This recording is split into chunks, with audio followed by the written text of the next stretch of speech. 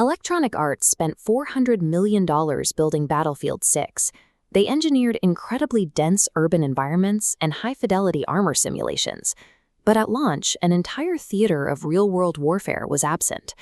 The game frames its conflict around a near-future 2027 struggle between a fractured NATO and a private military company called Pax Armada. While the launch delivered combined arms combat across land and air, the sea remained a static, empty backdrop for nearly a year. Season 4, Naval Warfare, arrives on July 21, 2026. For the first time since launch, the game's combat loops will encompass land, air, and sea simultaneously. Adding water creates a third, fluid front. Teams must now split their focus to defend coastal choke points and monitor flanking routes that shift with the tides. This diagram shows how the new Suru Reef map compares to the previous record holder, Railway to Golmud. Golmud is effectively swallowed, making Suru the largest combat space in the franchise. The footprint is large enough to force overlapping combat zones. Tanks, jets, and patrol boats all operate within the same physical space, trading fire across island terrain and open water. A dynamic wave system governs the water. Heavy swells toss boats off their axis, requiring players to time their shots between the rising and falling of the surf. Beyond the water physics, Suru Reef introduces a specific structural hazard called pancaking. When players destroy a specific lower wall or support, the game triggers an algorithmic collapse. Connected upper structures drop vertically, crushing players with falling concrete. These collapses aren't just for show. The resulting rubble piles create makeshift ramps, allowing armor and squads to drive directly into the higher levels of partially destroyed buildings. On Suru Reef, the environment is a volatile, weaponized variable. Success depends on a squad's ability to manipulate the terrain as it breaks. The update introduces two new watercraft, the NSW Rib for fast infantry assaults and the RCB-90 patrol boat for coastal defense.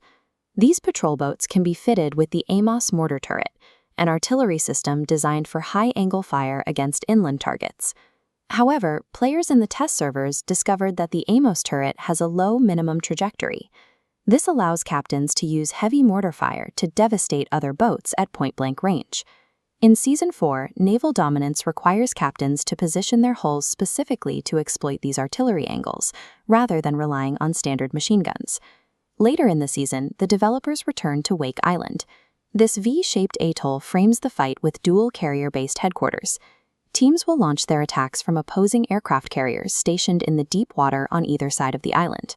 Wake Island will not be available at the July 21st launch. It is scheduled for a later phase of Season 4. This delay ensures players master the new wave and boat mechanics on Suru Reef before applying them to a map with such deep historical legacy.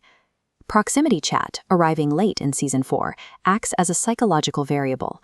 Because enemies can hear your conversations through walls, noise alerts nearby squads to your exact position. This forces a new level of coordination. Squawk too loudly in a close-quarter zone, and you've effectively pinpointed your location for the enemy team. Beyond Season 4, the Season 5 roadmap pivots towards restoring community infrastructure that was absent at the game's launch. The server browser arrives next, allowing players to find official matches that support full progression while utilizing matchmaking to backfill empty slots. Platoons follow, supporting groups of up to 100 members. This provides the social tools necessary for squads to coordinate large-scale maneuvers across multiple matches. By integrating the naval domain and restoring the server browser, the developers are finally aligning the game's actual scale with the three-theater combat they promised years ago.